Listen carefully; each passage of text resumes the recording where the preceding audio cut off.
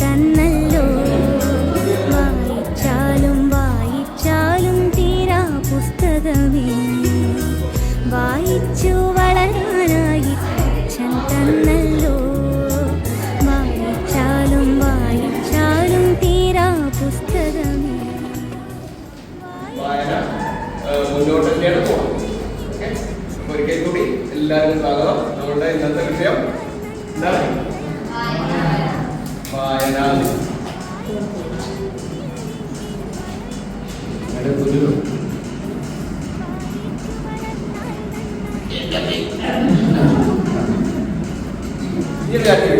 നമ്മൾ എഴുതുന്നത് ഒരു സംഭവം നമ്മൾ എഴുതുന്നത് ആ എഴുതുന്നതിന്റെ 2 ലക്ഷ്യങ്ങളുണ്ട്. വായിച്ചു വളരാനായി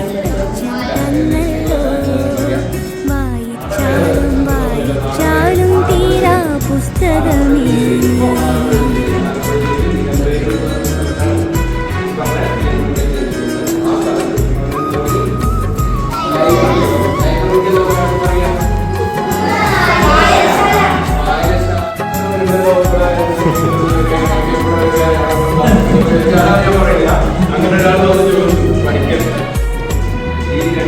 അക്ഷരമില്ല പുസ്തകമിങ്ങനെ വായിച്ചിടും ഞാൻ. അക്ഷരമല്ല വായിക്കേണ്ടു അക്ഷരമില്ല പുസ്തകമിങ്ങനെ വായിച്ചിടും ഞാൻ.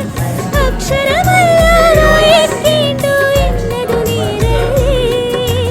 അക്ഷരമറിവിൻ വിത്താണിന്ന് പറഞ്ഞത് പൊളിയാണോ.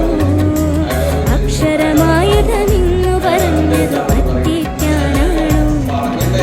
അക്ഷരമറിവിൻ വിത്താണിന്ന് പറഞ്ഞത് പൊളിയാണോ.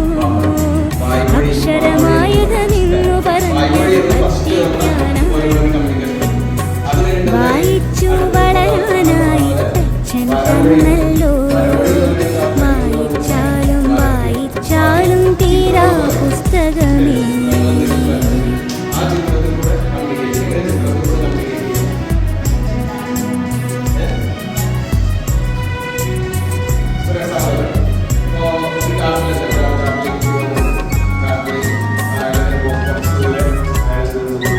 കണ്ണും കാതും പൂട്ടിയിരുന്നാൽ വായനയാവില്ല.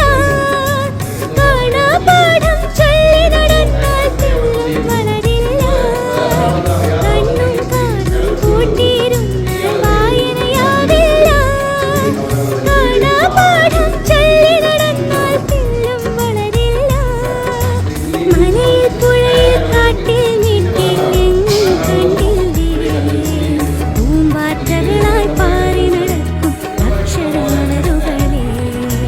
മലയിൽ പുഴയിൽ കാട്ടിൽ വീട്ടിൽ എങ്ങും കണ്ടില്ലേ.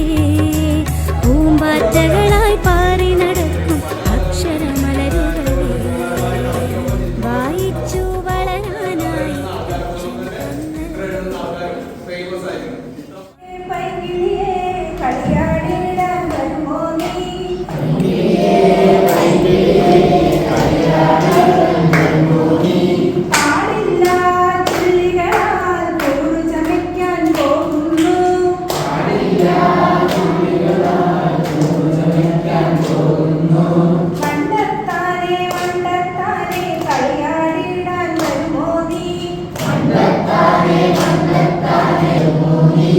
പാടില്ല പൂക്കളിലെ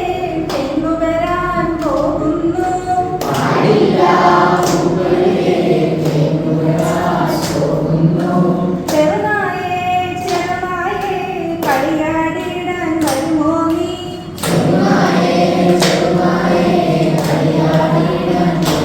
നീ. പാടില്ല യജമാനന്റെ വാതിലു കാക്കാൻ പോകുന്നു.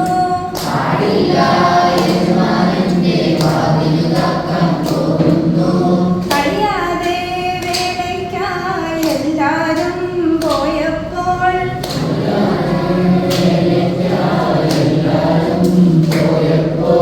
നാണിച്ച ചെറുപയ്യൻ പോയല്ലോ